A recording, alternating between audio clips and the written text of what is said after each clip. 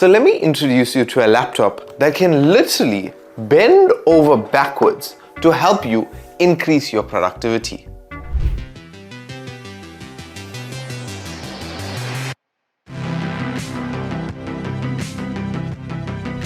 So this is the Asus Zenbook Flip OLED, and the model that's available in South Africa is the UP3404 version. And this can perform the function of 4 different devices: a laptop, a tablet, a tent, and even upright. So it's a foldable touchscreen device.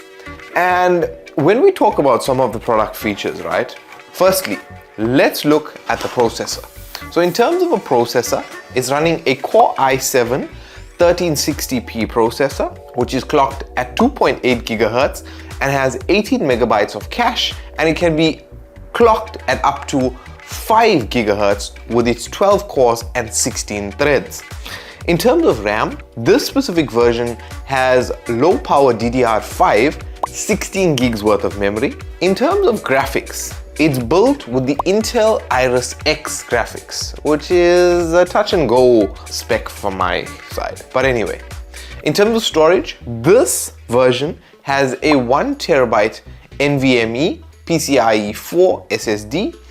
And in terms of the dimensions of this device, this is 15.9 by 311.5 by 223.4 millimeters. It has its iconic flip hinge and it weighs 1.5 kilograms. The screen is a 14-inch capacitive OLED touchscreen, and the glass actually has cornering Gorilla Glass like we have in our phones. It's a 2.8K display with HDR, as well as it has a 90 Hz refresh rate. So in terms of power, this is powered by a 70 watt-hour lithium-ion battery, and it's charged by a Type-C 65 watt AC adapter. Speaking about Type-Cs, then we come to iOS. So firstly, it has one lonely USB-A 3.2 Gen 2 port. Then it has 2 Thunderbolt 4, which supports display and power delivery, as well as it has one HDMI 2.1 port, as well as a 3.5mm combo audio jack. Or in terms of connectivity, this has Wi-Fi 6 in the dual bandwidth 802.11ax, and it's running Bluetooth 5.3. The keyboard is a backlit chiclet keyboard with 1.4mm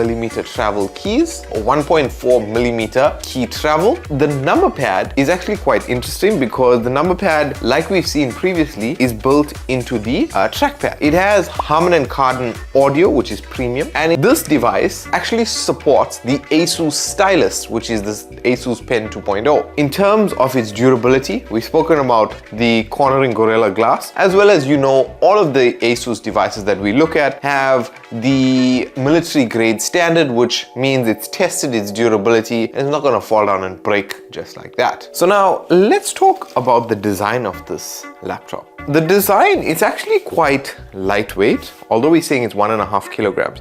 It's very lightweight, small, compact, because I mean, you can sit down, you can work. It's a 14-inch laptop, so it doesn't have the extended keypad and the bigger screen.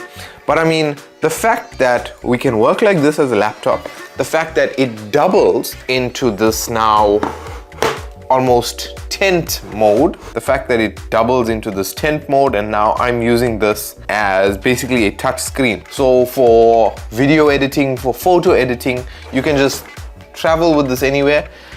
Sit down in a coffee shop, you have basically your full editing station in front of you now, and you can just open up Lightroom, you do whatever you need to, and then if you go out to a site, you don't want to have it on the table, you fold it up like this, then you are moving with the tablet and you're like, okay, this is the design we're working with, guys. Blah, blah, blah. So it's actually quite a cool design, and the hinges work quite efficiently, and it's not like you have to fight with the hinges. They know where they're going. It does feel kind of awkward sometimes when you're in tablet mode and you feel the keys behind you, but I mean, it's just my feel in that. But you can see you can have it in a tablet mode like this.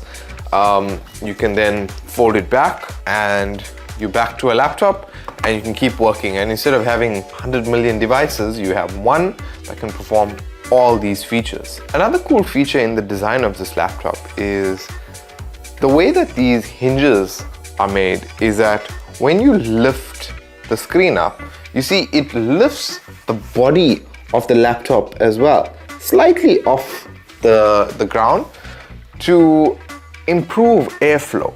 And if we look underneath the device, you see we have one set of fans here, or one set of air inlets, and then at the bottom here we have two, and then we have the fins basically for the exhaust of heat. So this is our intake, and that's why the hinges lifts the device up so that air is coming in, and it's, besides just being taken in here, it's allowing to circulate as well as taken in from these two vents on the side, and then dissipated by the heat pipe through the vents out here.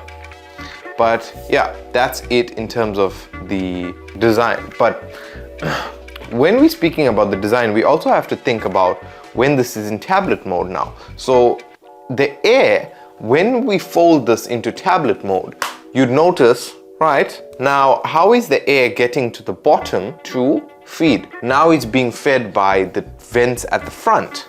So air is entering through there, is being dissipated by the heat pipe, and it's coming out the exhaust on the top. So that's how it manages the heat in terms of the design of this device. But that's it in terms of the design.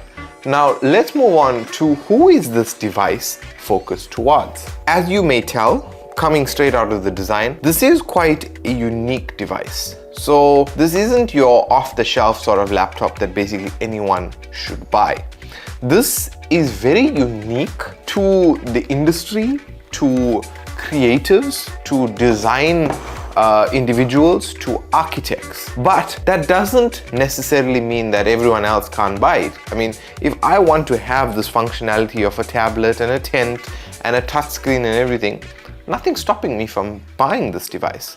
But it's very much focused to our creatives working with Lightroom, Photoshop, design individuals like architects. I mean, they're drawing plans, they using 3D modeling software, engineers, that sort of thing. Yeah, that'll tell us who is this device focused towards. So if your job sort of requires you to have a tablet and a laptop, even someone like a salesperson might find this more comfortable to work with, because I mean, you convert this into a tablet, you can punch in your sales orders and everything, and then when you need to go back to working with your spreadsheets, you just open it up, sit down at your desk, and you have it hundreds.